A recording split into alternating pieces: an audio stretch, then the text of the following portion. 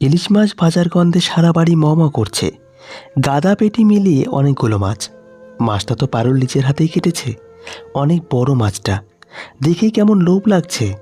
গিন্নিমা বলেছেন অর্ধেক ভাজা রাখতে আর অর্ধেক ভাপা করতে। ভাপা আগে করা হয়ে গেছে, এবার বাকি মাছগুলো ভাজা হবে। মাছ ভাজতে ভাজতে ছেলে মেয়ের মুখ দুটো মনে পড়ল পারুলের। ওরা তো ইলিশ মাছের স্বাদ কেমন সেইটাই বোধহয় ভুলে গেছে। 3 বাড়ি রান্না করে যা পায় তাতে তো কোনো রকমে নুন ভাতের জোগাড় হয়।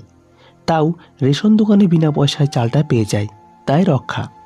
আর কোনো দিন শেষবেলায় বাজারে যদি নরম হয়ে যাওয়া মাছ অল্প দামে পায়, কিনে নিয়ে গিয়ে ছেলে মেয়েদের দুটোকে ভেজে দেয়। 2 ছেলে মেয়েকে নিয়ে তাদের বেশ সুখের সংসার ছিল। ওদের বাবা রাজমিস্ত্রি ছিল। দুজনে যা রোজগার করত বেশ ভালোভাবেই দিন চলে যেত। তারপর কি যে হলো, মানুষটা কেমন যেন পাল্টে গেল। সংসারে মন নেই, একটা পয়সা দিত না, মাঝে মাঝে তো বাড়িতেও আসতো না। তারপর একদিন বেরিয়ে আর ফিরে এলো না। অনেক খুঁজছিল পারুল। তারপর শুনল সে নাকি আর একটা সংসার পেতেছে। আর খোঁজ করেনি। এইভাবেই কষ্ট করে ছেলে মেয়ে দুটোকে বড় করেছে। অনেকেই অনেক প্রস্তাব দিয়েছে, কিন্তু সে সেই দিকে তাকায়নি। শুধুমাত্র ছেলে মেয়ে দুটোর মুখের দিকে তাকিয়ে ওদের সে মানুষ করবে যেভাবেই হোক।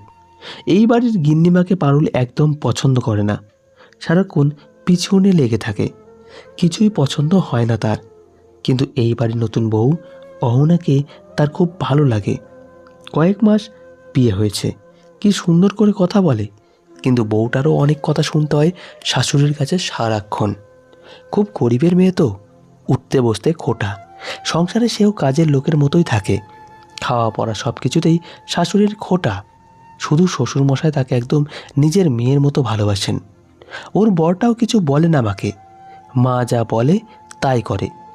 মায়ের বাধ্য ছেলে। অনেকগুলো মাছ ভাজা হলো, কিন্তু কোনোদিন যা করে না পারুল আজ তাই করল। লোভ সামলাতে পারল না। না, না নিজের জন্য না, ছেলে মেয়ে দুটোর জন্য। একটা ভাজা মাছ কাগজের মধ্যে করে ব্লাউজের মধ্যে ঢুকিয়ে নিল। বাড়ি গিয়ে দুজনকে অর্ধেক অর্ধেক করে দেবে।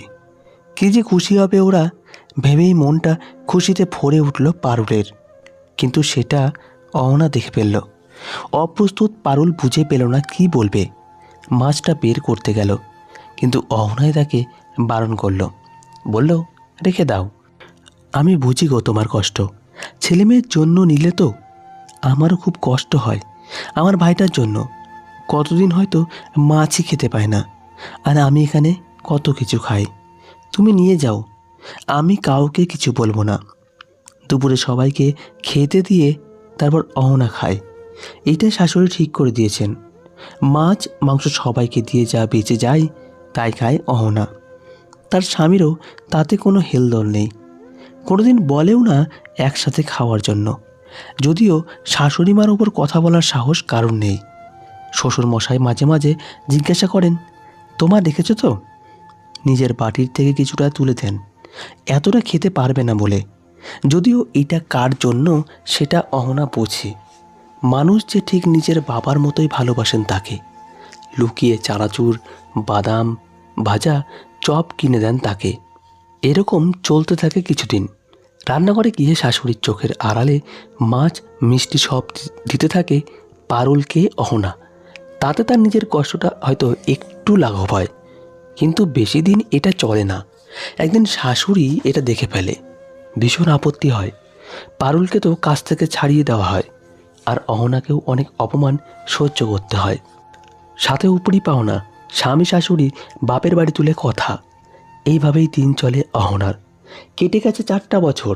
অহনার পরিস্থিতি একই আছে, শুধু বদলের মধ্যে তার জীবনে একটা ছোট্ট ফুটফুটে ছেলে এসেছে।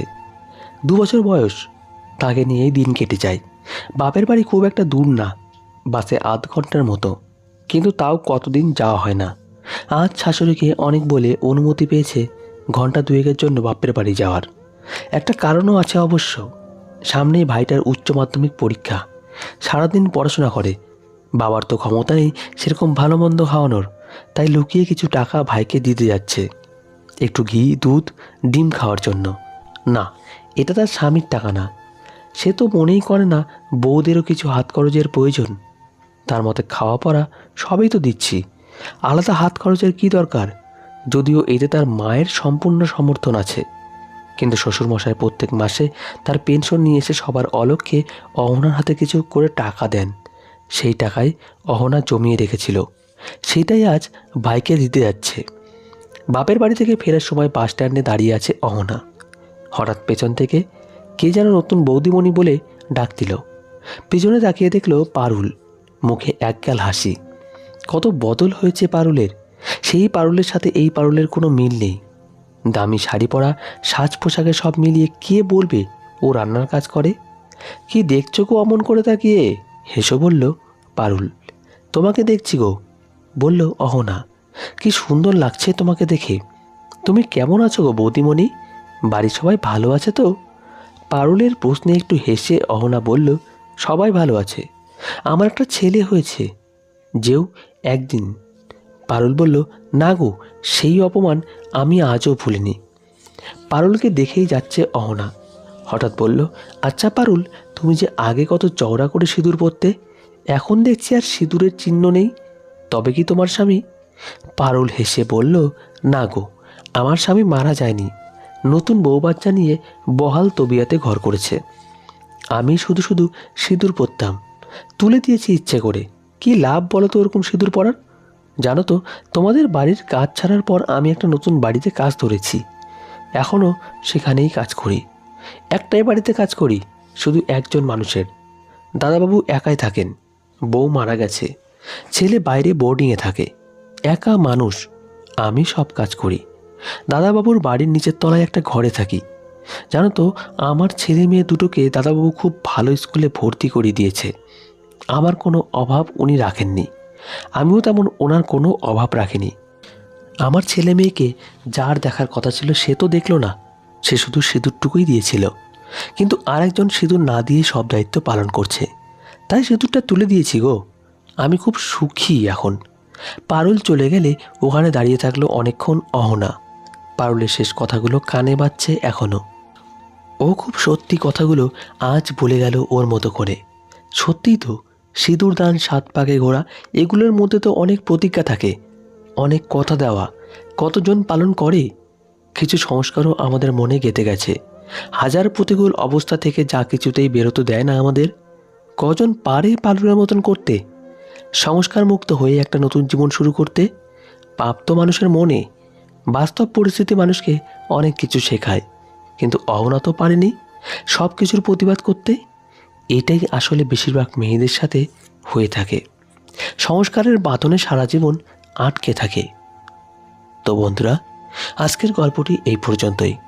গল্পটি ভালো লাগলে অবশ্যই লাইক ও কমেন্ট করবেন। ধন্যবাদ সকলকে। ভালো থাকবেন।